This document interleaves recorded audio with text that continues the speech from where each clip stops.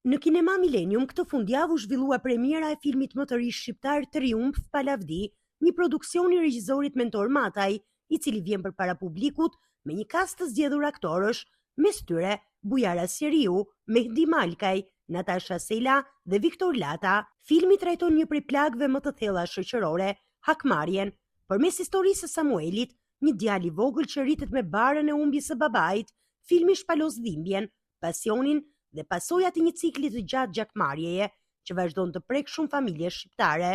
Rrugëtimi i Samuelit drejt rritjes dhe vendimit për të marrë hak është boshti emocional i filmit. Aktoria Natasha Sela ndalet e dimensionit njerëzore të filmit dhe mënyra se si historia prek publikun. Ajo tregon se personazhet janë të ndërtuar me shumë kujdes, duke sjellë në skenë dramën e brendshme të një familje të përballur me dhunën e së shkuarës. Në këtë film unë luaj rolin e nënës, të djalit, që ka rolin kryesor. Ky film zhvillohet në dy kohë të ndryshme, para edhe pas demokracisë.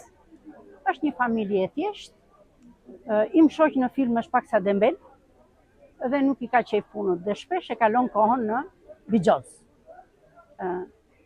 Shpesh unë dërgoja djalin e vogël që ta thriste atë për ndonjë punë që ne kishim në familje, qoftë dhe për të ngrënë drek. Një natë kur ai shkoi, aty kishte ndodhur një sherr dhe burrin tim e kishin vrarë. Dhe djali e pa të gjithë skenën. Dhe ai u rrit me këtë dhimbje të madhe në shpirt. Mbas demokracisë, djali emigroi jashtë dhe gjithnjë kishte mendjen për t'u hakmarrë. Mbasi kthehet, ai ndodhin ato që nuk duhet kishin ndodhur. Atëherë të themi se hakmarrja është një sëmundje shumë e madhe, është një kancer që neve vuajmë sot e kësaj dite. Por të themi le ta shikojmë filmin edhe pastaj të flasim pas filmit. Djali që bën edhe regjin edhe aktorin kryesor, është një djali i zoti, ka punuar jashtë mase, edhe ekipi ka punuar shumë mirë, që nga operatori dhe gjithë djemt dhe gocat. Jam shumë e kënaqur që mora pjesë në këtë film me djemt të rinj dhe me goca të reja. Regjizori Mentor Mataj, njëkohësisht dhe protagonist i filmit, thekson se rrugëtimi për realizimin e projektit nuk ka qenë i lehtë.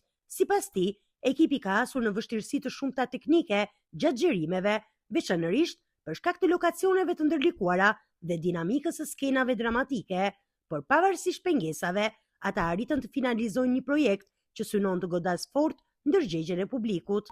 Momentet veçanta që ka pas edhe pengesa filmi është sidomos kur xhironim në muajin korrik, ka qenë një vapë të mërshme dhe me zor për rezistonim, por dëshira e madhe për ta mbaruar skenën dhe për ta mbyllë filmin nuk na ndali dot. Cili nga aktorët ka qenë më problematik, le të themi, cili vinte gjithmonë me vonesa në xhirime? Le të themi Viktor Lata, ku e kam. Jo, ke gabim, ajo nuk isha Ke qenë pak problematik. Jo, problematik ishim sepse ishte punë e gjumit. Gjumi, flinte shumë gjumë gjithë natën, me kupton ti. Sipas rolit të filmit. Nga sa kur përbëhet kasti regjisor?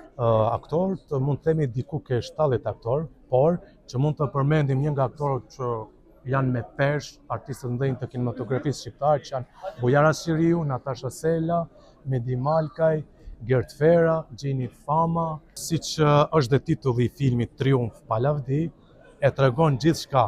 Nuk do t'ju them asgjë më shumë, mjafton që ta shihni filmin, i cili shfaqet çdo ditë te kinema Millennium. Pjesë e premierës ishte dhe aktori Viktor Lata, i cili shprehu emocionet e tij për këtë produksion. Ai tha se filmi Triumf Palavdi është vetëm fillimi një serie projektesh të reja kinematografike, ku pritet të angazhohet edhe në të ardhmen. Mora këtë me si një lajm i bukur, shumë i privilegjuar. Ai përshtatet karakterit tuaj, personazhi në film? Tani pikërisht prandaj u zgjodha në këtë film, ose si përshtatem personazhit. Dhe si personazh negativ, por në jetën reale jam i mirë. Mund na tregoni për publikun një moment veçantë gjatë xhirimeve? Po. Për publikun kemi pasur momente shumë të veçanta, sepse ndikohemi shumë. Jemi ndyshim që do kemi dhe filme të tjera dhe projekte të tjera, por le t'ja lejmë kohës, nuk do zbulojmë asgjë për momentin. Publiku do vendosi, edhe i falenderojmë të gjithë për mirëseardhjen. Në sallën e kinema Millennium u mblodhën 10 ardashës të cilët ndoshën me interes të madh premierën e filmit.